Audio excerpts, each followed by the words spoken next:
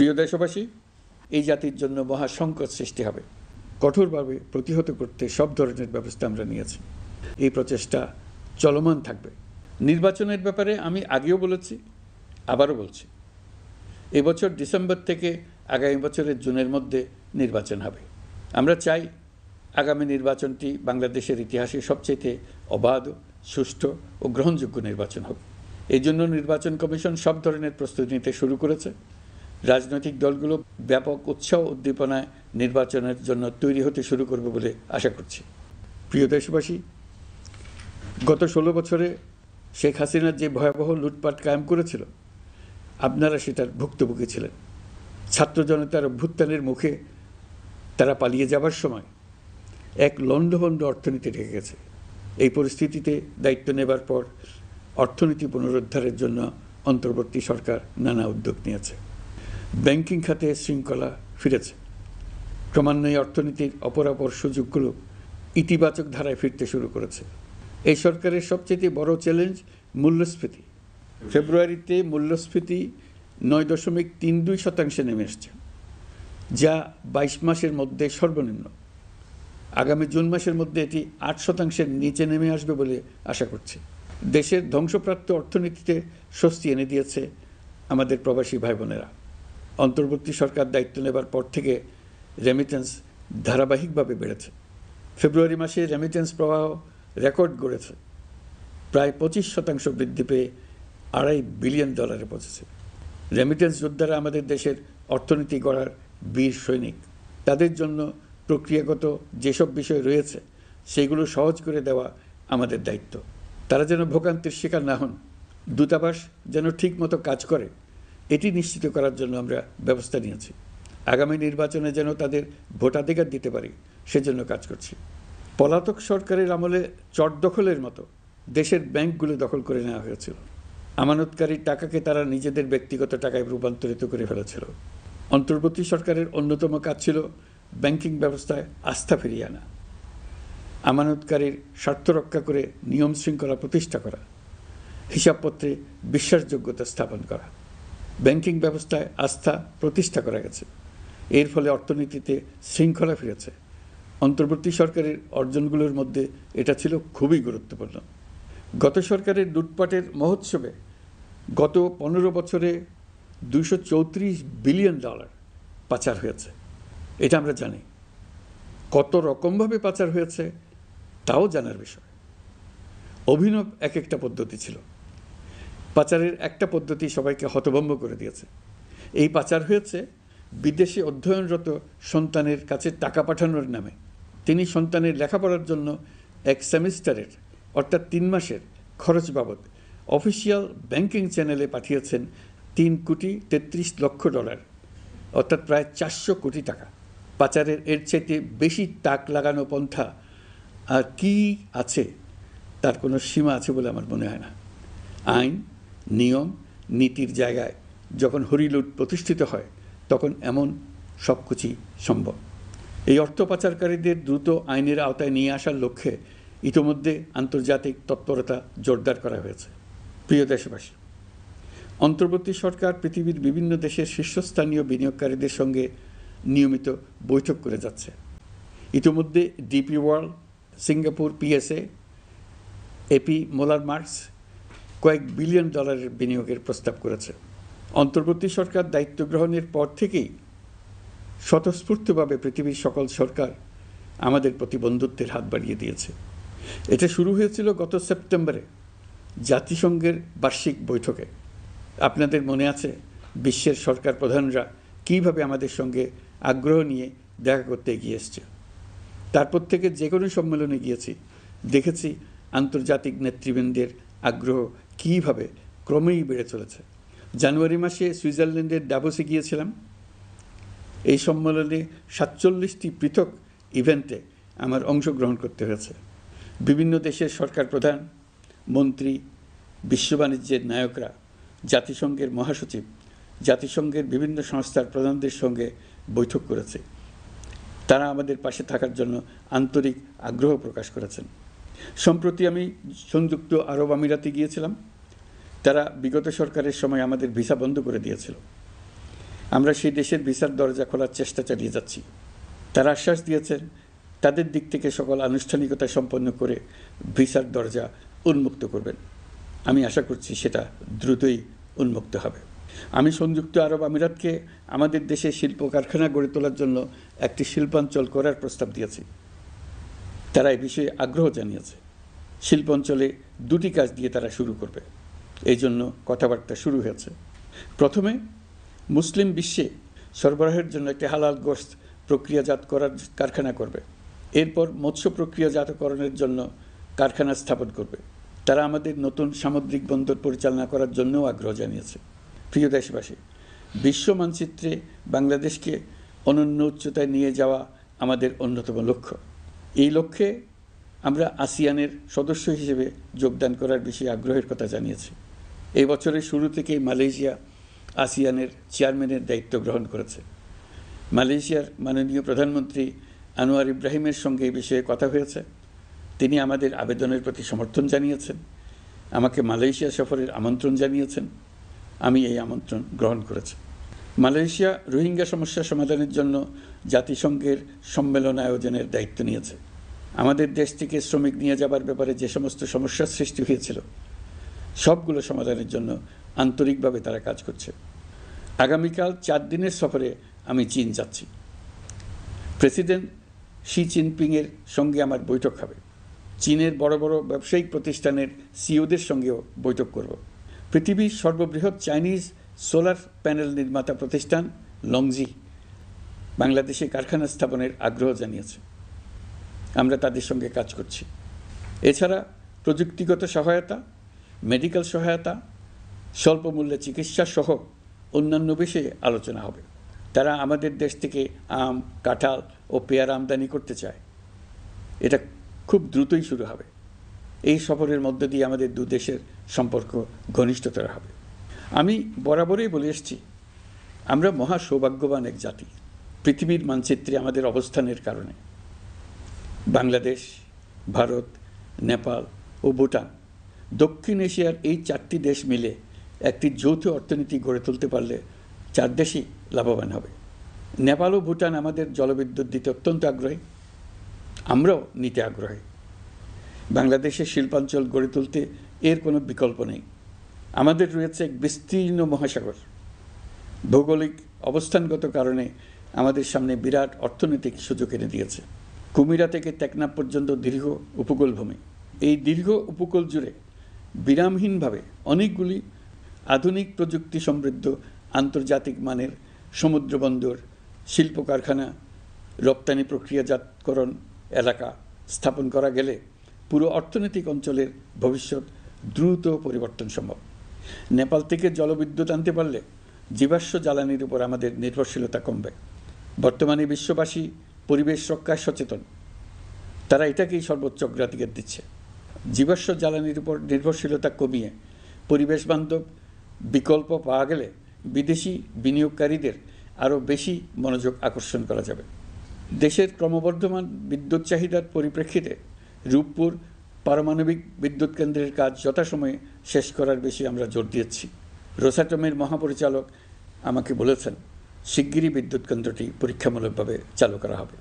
আমাদের পণ্য পৃথিবীর পণ্য। এই পণ্য নেপালে যাবে, ভুটানে যাবে, ভারতের 7 সিস্টার্সে যাবে। প্রতিবেশীদের পণ্য আমাদের এখানে আসবে, সারা পৃথিবীর কাছে পৌঁছে যাবে। এইভাবেই এটি একটি লাভজনক অর্থনৈতিক অঞ্চল হিসেবে দাঁড়িয়ে যাবে। আর এই অঞ্চলের গুরুত্বপূর্ণ ভূমিকায় থাকবে বাংলাদেশ। বাংলাদেশের সবচেয়ে বড় সমস্যা সীমাহীন দুর্নীতি। স্বৈরাচারী সরকার এই দুর্নীতিকে বিশ্বের শীর্ষস্থানে নিয়ে গেছে। দুর্নীতির ফলে শুধু যে সবকিছুতেই অবিশ্বাস্য রকম ব্যয় বৃদ্ধি পাচ্ছে তাই না, এর ফলে সরকার ও জনগণের সকল আয়োজন বিকৃত হয়ে যায়। সরকারের লক্ষ্য, নীতিমালা, প্রাতিষ্ঠানিক আয়োজন, সরকারি কর্মকর্তাদের দায় দায়িত্ব যা কিছু কাগজে লেখা থাকে তার সব কিছু অর্থহীন হয়ে যায়। দেশ চলে অলিখিত আয়োজনে। সরকারকে চলতে হয়, ব্যবসায়ীকে চলতে হয়, শিল্পপতিকে চলতে হয়, বিনিয়োগকারীকে চলতে হয়, দেশের সকল নাগরিককে এই অলিখিত নিয়মে চলতে হয়।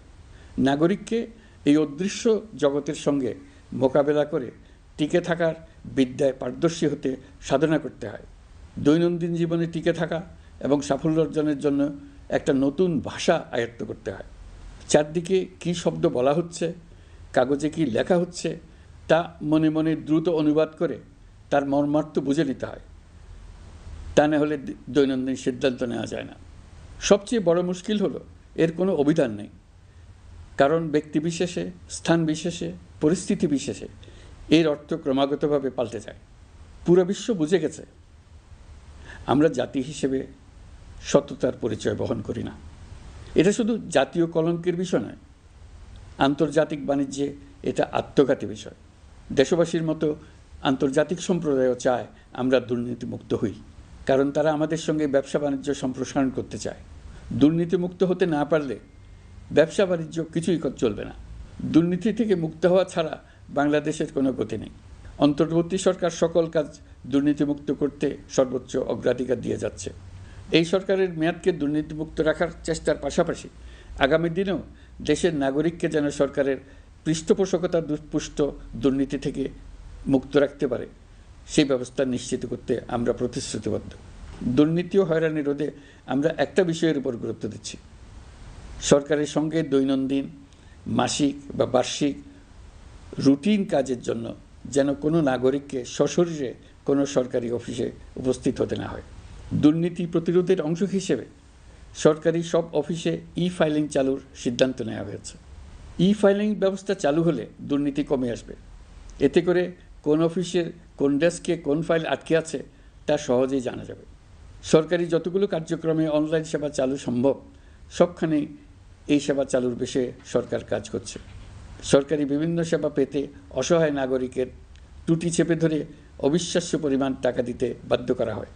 টাকার যে লেনদেন ও ভোগান্তির সম্মুখীন হতে হয় সেটা থেকে নাগরিকদের বাঁচানোর জন্য আমরা বদ্ধপরিকর। অনলাইনে সেবা পাওয়ার পদ্ধতিটি আরও কীভাবে সহজ করা যায় এই ব্যাপারে আমাদের কাছে পরামর্শ জানিয়ে লিখুন, ইমেল করুন।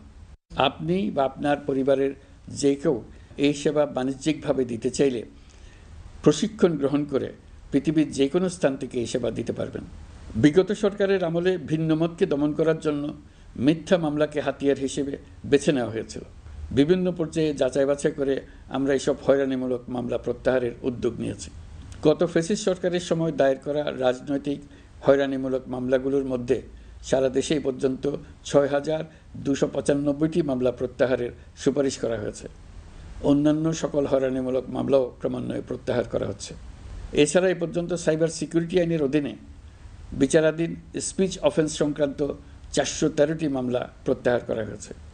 এই আইনটি অবিলম্বে বাতিল করে নাগরিক বান্ধব সাইবার সুরক্ষা আইন করা হচ্ছে। মানুষের ভোগান্তি রোধেও আমরা আইনগত পদক্ষেপ নিচ্ছি। জিডি করার সময় স্বাক্ষর দেওয়ার জন্য এখন আর থানায় যাওয়ার প্রয়োজন নয়, এটা অনলাইনেই করা যাবে। এই ব্যাপারে প্রয়োজনীয় নির্দেশ দেওয়া হয়েছে। পাওয়ার অফ অ্যাটর্নি বিধিমালা সংশোধনীর মাধ্যমে প্রবাসী বাংলাদেশিদের হয়রানি লাঘব করা হয়েছে। সংশোধিত বিধিমালার আলোকে বাংলাদেশি পাসপোর্ট না থাকলেও বাংলাদেশি বংশোদ্ভূত ব্যক্তির পাসপোর্টে নো ভিসা রিকোয়ার্ড স্টিকার থাকলে কিংবা জন্ম সনদ বা জাতীয় পরিচয়পত্র থাকলেই তিনি বিদেশ থেকে পাওয়ার অফ অ্যাটর্নি সম্পাদন করতে পারবেন। সরকারি সিদ্ধান্ত ও প্রয়োজনীয় ব্যবস্থা নেওয়ার পর বিমানের টিকিট কেনার পুরো প্রক্রিয়াটি অনলাইনে নিয়ে যাওয়ার ফলে বিমানের টিকিটের দাম শতকরা ৫০ থেকে ৭৫% কমে গেছে। বিশেষ করে মধ্যপ্রাচ্যের প্রবাসী ভাই বোনেরা এতে করে স্বস্তি পাচ্ছেন। অন্যান্য এয়ারলাইনের টিকিটের দামও কমে গেছে। নাগরিকদের হয়রানিমুক্ত ও দুর্নীতিমুক্ত সেবা প্রদানের জন্য সরকার ভূমি সেবা ডিজিটালাইজ করার উদ্যোগ নিয়েছে। এর অংশ হিসেবে ভূমি মন্ত্রণালয় অনলাইনে ঘরে বসেই জমির খাজনা প্রদান, নামজারি, জমা খারিজ, খতিয়ান বা পর্চা সার্টিফাইড কপি, মৌজা ম্যাপ বা নকশা প্রদানের কার্যক্রম শুরু করেছে। এই পদ্ধতিতে ভোগান্তি, অস্বচ্ছতা ও দুর্নীতির অবসান হবে। বর্তমানে সারা দেশে পরীক্ষামূলকভাবে এই কার্যক্রম চালু হয়েছে। এগুলোকে ক্রমান্বয়ে আরও জনবান্ধব করে স্থায়ী রূপ দেওয়া হবে। এর লক্ষ্য হবে ক্রমাগতভাবে এই সকল দায়িত্ব সরকারের হাত থেকে নিয়ে সেবাদানকারী ব্যক্তি বা প্রতিষ্ঠানের কাছে ছেড়ে দেওয়া। গ্রামের স্কুল কলেজ পাশ করা ছেলেমেয়েরা, গৃহিণীরা ঘরে বসে সারা দেশে এই সেবা দান করবে এবং অনেকে তাদের কৃতিত্বের জন্য প্রসিদ্ধ হয়ে পড়বে। তারা সারা দেশের গ্রাহকদের সেবা নিজের গ্রাম থেকেই প্রদান করবে।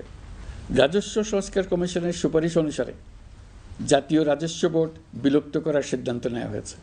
এর জায়গায় দুটি পৃথক বিভাগ করা হচ্ছে।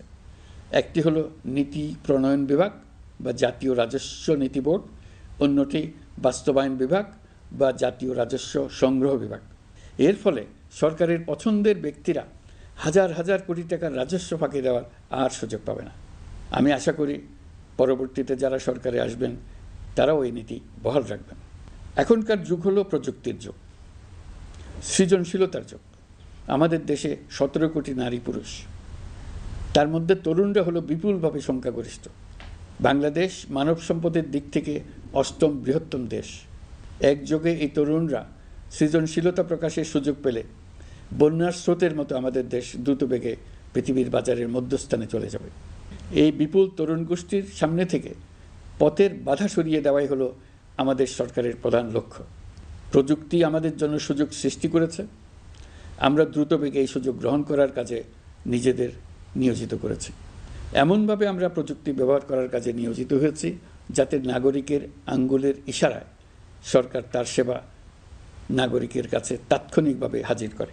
তা নিশ্চিত করার জন্য আমরা সেই সেবা দিতে চাই প্রযুক্তির মাধ্যমে, সরকারি অফিসের মাধ্যমে নয়। ইতিমধ্যে পাসপোর্ট পেতে পুলিশ ভেরিফিকেশনের নিয়ম আমরা বাতিল করে দিয়েছি। এর ফলে বর্তমানে নাগরিকরা আগের চাইতে সহজভাবে পাসপোর্ট সেবা পাচ্ছেন। পুলিশ রিপোর্ট প্রাপ্তির নিয়ম বাতিল করার পর এই পর্যন্ত 70,000 নতুন পাসপোর্ট, যা বহুকাল ধরে পুলিশ রিপোর্ট আসার অপেক্ষায় আটকে ছিল, তা দ্রুত আবেদনকারীদের হাতে পৌঁছে দেওয়া হয়েছে। পাসপোর্ট প্রাপ্তি সহজ করার জন্য আমরা পুরনো পদ্ধতি বাতিল করে ইলেকট্রনিক পাসপোর্ট প্রচলন শুরু করেছি। এর ফলে দ্রুত পাসপোর্ট দেওয়া সম্ভব হচ্ছে। দেশের অভ্যন্তরে পাসপোর্ট হোম ডেলিভারি দেওয়া সম্ভব হচ্ছে। আগামীতে সকলেই ঘরে বসে পাসপোর্ট পাবেন, এটা নিশ্চিত করার চেষ্টা করছে। পাসপোর্ট দেওয়ার দায়িত্বে নিয়োজিত কর্মকর্তারা অত্যন্ত উৎসাহ সহকারে দ্রুত এসব পরিবর্তন আনার ব্যাপারে এগিয়ে আসছেন দেখে মনটা আনন্দে ভরে যায়। প্রিয় দেশবাসী, হজ মুসলমানদের জন্য সবচেয়ে গভীর আধ্যাত্মিক সফরগুলোর মধ্যে প্রধান। সারা জীবন তারা হজ পালনের জন্য অপেক্ষা করেন। পবিত্র হজ পালনে বাংলাদেশের হাজিরা প্রায় বিভিন্ন চ্যালেঞ্জের সম্মুখীন হন। ভাষাগত বাধা, স্বাস্থ্য ঝুঁকি, অতিরিক্ত ভিড়, প্রশাসনিক জটিলতা এবং লজিস্টিক সমস্যা সহ নানা অসুবিধা। হজের অভিজ্ঞতাকে মসৃণ ও নিরাপদ করতে অন্তর্বর্তীকালীন সরকার একটি মোবাইল অ্যাপ তৈরি করেছে, যা সম্মানিত হাজিদের যাত্রার আগে, যাত্রা চলাকালীন সময়ে এবং ফিরে আসার পরেও প্রয়োজনীয় সহায়তা প্রদান করবে। এই অ্যাপটি বাংলা ভাষায় রিয়েল টাইম নির্দেশনা ও সহায়তা প্রদান করবে। সরকার সমর্থিত বিশেষ ডেবিট কার্ডের মাধ্যমে বিদেশের স্থানীয় মুদ্রায় আর্থিক লেনদেন নিশ্চিত করবে। লাগেজ যাতে হারিয়ে না যায় তার জন্য লাগেজ ট্র্যাকিংয়ের ব্যবস্থা থাকবে। মোবাইল ফোনের মাধ্যমে হজযাত্রীরা প্রত্যেক দিন ওই দিনের করণীয় ও যাতায়াতের বিস্তারিত বিবরণ জানতে পারবেন। যেদিন যে দোয়া পড়তে হবে সেটা স্মরণ করিয়ে দেবে।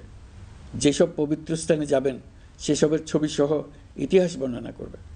হাজিদের মনে কোনো প্রশ্ন জাগলে কল সেন্টারে ফোন করে সেই প্রশ্নের উত্তর পাবেন। শরীর খারাপ লাগলে ডাক্তারের সঙ্গে যোগাযোগ করিয়ে দেবে। সম্মানিত হাজিদের কোনো পরামর্শ থাকলে সেটা পরামর্শ পৃষ্ঠায় লিখে দিতে পারবেন। ভ্রমণের দৈনন্দিন ঝামেলার জন্য হজের মূল লক্ষ্যকে পরাজিত করতে না পারে তার জন্য সকল ব্যবস্থা এতে রাখা থাকবে। প্রিয় দেশবাসী, আপনারা শুনেছেন আমি স্টারলিংকের প্রতিষ্ঠাতা এবং বিশ্বের শীর্ষ ধনকুবের স্পেস এক্স ও টেসলার মালিক এলন মাস্কের সঙ্গে ফোনে আলাপ করে বাংলাদেশে স্টারলিংকের কার্যক্রম শুরু করার আহ্বান জানিয়েছি। সে অনুসারে কোম্পানির প্রতিনিধিরা এখন বাংলাদেশে তাদের কার্যক্রম শুরুর আয়োজন করছে। তাদের সঙ্গে 3 মাসের মধ্যেই বাণিজ্যিক চুক্তি চূড়ান্ত করার কাজ চলছে। স্টারলিংকের মাধ্যমে স্বল্প মূল্যে উচ্চগতির ইন্টারনেট বাংলাদেশের ডিজিটাল জগতে একটা বিপ্লব আনবে। স্টারলিংক সেবা চালু হলে দেশের প্রতিটি গ্রাম, দ্বীপাঞ্চল, দুর্গম পাহাড়ি অঞ্চল অতি উচ্চগতির ইন্টারনেট সেবার আওতায় চলে আসবে। স্টারলিংক চালু হলে ভবিষ্যতে কোনো সরকার ইন্টারনেট সেবা বন্ধ করে মানুষকে আর তথ্যবন্দী করার কোনো সুযোগ পাবে না। বাংলাদেশের প্রতিটি অঞ্চলে বিশ্বমানের শিক্ষা, স্বাস্থ্যসেবা, অর্থনৈতিক ক্ষেত্রে সকল নাগরিকের অংশগ্রহণ নিশ্চিত করা যাবে। আমাদের নতুন প্রজন্ম দেশের যে কোনো প্রত্যন্ত অঞ্চলেই থাকুক না কেন, তারা বিশ্ব নাগরিক হয়ে গড়ে ওঠার সুযোগ পাবে। সরকার যুব উদ্যোক্তা নীতি 2025 প্রণয়ন করেছে। এর লক্ষ্য হবে সামাজিক, অর্থনৈতিক ও পরিবেশগত অগ্রগতির মূল চালক হিসেবে তরুণ তরুণীদের ক্ষমতায়ন করা। এই নীতি টেকসই উন্নয়ন লক্ষ্যমাত্রা অর্জনের উপায় হিসেবে সফল উদ্যোক্তা তৈরিতে সহায়ক হবে। সামাজিক ও অর্থনৈতিক ক্ষেত্রে তরুণ উদ্যোক্তাদের অবদানকে স্বীকৃতি দেওয়া হবে। প্রিয় দেশবাসী, জাতিসংঘের মহাসচিব অ্যান্তনিও গুতেরেস কয়েকদিন আগে বাংলাদেশ সফর করেছেন। তাকে সঙ্গে নিয়ে আমি কক্সবাজারে রোহিঙ্গা ক্যাম্পগুলোতে গিয়েছি। ক্যাম্পে অবস্থানরত 1 লাখ রোহিঙ্গা শিশু, কিশোর, নারী, পুরুষ সবার সঙ্গে একসঙ্গে ইফতার করেছে। আমাদের প্রস্তাবে সম্মতি জানিয়ে আগামী সেপ্টেম্বর মাসে জাতিসংঘের সাধারণ অধিবেশনে রোহিঙ্গা সংকট নিয়ে একটি পৃথক অধিবেশন আয়োজন করার প্রস্তুতি নিচ্ছে। মালয়েশিয়া ও ফিনল্যান্ড যৌথভাবে এই সম্মেলনের আয়োজক হতে এগিয়ে এসছে। এর পাশাপাশি অস্ট্রেলিয়ার সাবেক ভারপ্রাপ্ত প্রধানমন্ত্রী জুলি বিশপকে আমি এই গুরুত্বপূর্ণ সভায় মুখ্য ভূমিকা পালনের জন্য আহ্বান জানিয়েছি। তিনি আমার প্রস্তাব গ্রহণ করেছেন। জাতিসংঘের মহাসচিব বাংলাদেশ সফরে এসে জাতীয় ঐকমত্য কমিশনের সদস্য, রাজনৈতিক দলের নেতৃবৃন্দ ও তরুণদের সঙ্গে পৃথকভাবে বৈঠক করেছেন। বৈঠকে সবাই জাতিসংঘের মহাসচিবকে নতুন বাংলাদেশ গঠনের স্বপ্নের কথা জানিয়েছেন। আপনারা জানেন, পতিত স্বৈরাচারের নিপীড়নের বর্ণনা উঠে এসছে জাতিসংঘের মানবাধিকার বিষয়ক হাই কমিশনারের কার্যালয়ের রিপোর্টে। গত জুলাই-আগস্ট মাসে বাংলাদেশের ছাত্র, শ্রমিক জনতার উপর শেখ হাসিনা সরকার ও আওয়ামী লীগ যে দমন, পীড়ন ও হত্যাকাণ্ড চালিয়েছে, এর পুঙ্খানুপুঙ্খ তদন্ত করে বিস্তারিত রিপোর্ট প্রকাশ করেছে তারা। এই রিপোর্টে স্পষ্টভাবে উঠে এসছে যে শেখ হাসিনা নিজেই নিরাপত্তা বাহিনীর কর্মকর্তাদের নির্দেশ দিয়েছিলেন বিক্ষোভকারীদের হত্যা করতে। বিগত সরকার, আওয়ামী লীগ ও আওয়ামী লীগের সহযোগী গোষ্ঠী ও সংগঠন একত্রিত হয়ে পরিকল্পিতভাবেই গুরুতর মানবাধিকার লঙ্ঘনে জড়িত ছিল। মানবাধিকার বিষয়ক হাইকমিশনারের রিপোর্টে বলা হয়েছে, বিক্ষোভ চলাকালে প্রায় 1400 জন নিহত হয়েছেন, যার মধ্যে প্রায় 13% শিশু। বিক্ষোভের সম্মুখ সারিতে থাকার কারণে আমাদের জুলাই কন্যারা নিরাপত্তা বাহিনী ও আওয়ামী লীগের সমর্থকদের দ্বারা আক্রান্ত হয়েছে, এমনকি যৌন নির্যাতনের শিকার হয়েছে। জাতিসংঘের রিপোর্ট পড়ে সবার গায়ের লোম দাঁড়িয়ে গেছে। কি ভয়াবহতা! কিভাবে একজন প্রধানমন্ত্রীর নিজ দেশে নিরস্ত্র মানুষকে হত্যার পর লাশ লুকিয়ে ফেলার নির্দেশ দিতে পারে? ক্ষমতা আঁকড়ে রাখার জন্য তিনি পৃথিবীর সকল নিষ্ঠুরতা ছাড়িয়ে গেছেন। এটাই জাতিসংঘের প্রতিবেদনে উঠে এসছে। মানবাধিকার বিষয়ক হাইকমিশনার কার্যালয়ের এই রিপোর্টকে আমরা স্বাগত জানাচ্ছি। প্রতিবেদনে যে সুপারিশ করা হয়েছে, অন্তর্বর্তী সরকার সেই সুপারিশগুলো গুরুত্বের সঙ্গে বিবেচনা করছে। আপনাদেরকে আশ্বস্ত করে বলতে চাই, যারা গণহত্যায় জড়িত ছিল, যারা নির্বিচারে মানুষ হত্যা করেছে, যারা ইতিমধ্যে হত্যাকারী হিসেবে বিশ্বের কাছে স্বীকৃত, তাদের বিচার এ দেশের মাটিতে হবেই। প্রিয় দেশবাসী, আপনারা জানেন, অন্তর্বর্তী সরকার দায়িত্ব নেবার পর থেকেই গণমাধ্যম ও সোশ্যাল মিডিয়ায় গুজবের যেন এক মহোৎসব চলছে। দেশকে অস্থিতিশীল করার জন্য একের পর এক মিথ্যা তথ্য ছড়িয়ে দিয়ে জনগণকে বিভ্রান্ত করার চেষ্টা চলছে। অভিনব সব প্রক্রিয়ায় গুজব ছড়ানো হচ্ছে। এক ছবির সঙ্গে অন্য ছবি জুড়ে দেওয়া হচ্ছে, ঘটনা একটা, ছবি আরেকটা। এরকম ফটোকার্ড বানিয়ে অন্য দেশের ঘটনাকে এ দেশের ঘটনা হিসেবে চালিয়ে দিয়ে সোশ্যাল মিডিয়ায় তোলপাড় করে ফেলছে। যতই নির্বাচন কাছে আসবে, এর রূপ আরও ভয়ঙ্কর হতে থাকবে। কারা এর পেছনে আছে, কেন আছে, তা আপনাদের সবারই জানা আছে। আমরা এই গুজব ও মিথ্যা তথ্যের প্রচারণা রোধ করতে জাতিসংঘের সহযোগিতা চেয়েছি। জাতিসংঘের মহাসচিব এর মোকাবেলায় আমাদের সহযোগিতা করবেন বলে আশ্বাস দিয়ে গেছেন। দেশবাসীকে আমি স্মরণ করিয়ে দিতে চাই যে জুলাই অভ্যুত্থানের প্রথম পর্ব সফলভাবে সমাপ্ত হয়েছে। প্রথম পর্বের সমাপ্তির মধ্য দিয়ে অভ্যুত্থানের দ্বিতীয় পর্ব শুরু হলো। সবসময় মনে রাখতে হবে, আমরা কিন্তু যুদ্ধাবস্থায় আছি। গুজব হলো এই জুলাই অভ্যুত্থানের বিরুদ্ধে পরাজিত শক্তির মস্ত বড় হাতিয়ার। গুজব দেখলেই গুজবের সূত্রের সন্ধান করতে থাকবেন, গুজবকে অবহেলা করবেন না। বহু অভিজ্ঞ সমর বিশারদ এই গুজবের পেছনে দিনরাত কাজ করছে। সীমাহীন অর্থ এর পেছনে নিয়োজিত আছে। এর মূল লক্ষ্য জুলাই অভ্যুত্থানকে ব্যর্থ করা। আমরা তাকে ব্যর্থ হতে দেব না। আমাদের সামগ্রিক ঐক্য পলাতক শক্তির গায়ে জ্বালা ধরিয়ে দিচ্ছে। তারা এই ঐক্য ভাঙতে চায়। তাদের অভিনব কৌশল আপনি টেরই পাবেন না, আপনি বুঝতেই পারছেন না কখন তাদের খেলায় আপনি পুতুল হয়ে গেছেন। আমাদের সচেতনতা এবং সামগ্রিক ঐক্য দিয়েই এই গুজবকে রুখতে হবে, পলাতক অপশক্তির ষড়যন্ত্রকে ব্যর্থ করে দিতে হবে। প্রিয় দেশবাসী, আপনারা জানেন ইতিমধ্যে জাতীয় ঐকমত্য কমিশন তাদের কাজ শুরু করেছে। 6টি সংস্কার কমিশনের 166টি সুপারিশ ও পূর্ণাঙ্গ প্রতিবেদন সহ 38টি রাজনৈতিক দলের কাছে চিঠি দেওয়া হয়েছে। ইতিমধ্যে রাজনৈতিক দলগুলোর সঙ্গে বৈঠক শুরু হয়েছে। দেশের রাজনৈতিক দলগুলো খুবই ইতিবাচকভাবে সংস্কার কাজে সাড়া দিয়েছেন, তাদের মতামত তুলে ধরছেন। কোন রাজনৈতিক দল কোন কোন সংস্কার প্রস্তাবে একমত হয়েছেন, কোনটিতে দ্বিমত হয়েছেন, সেসব তারা জানাচ্ছেন।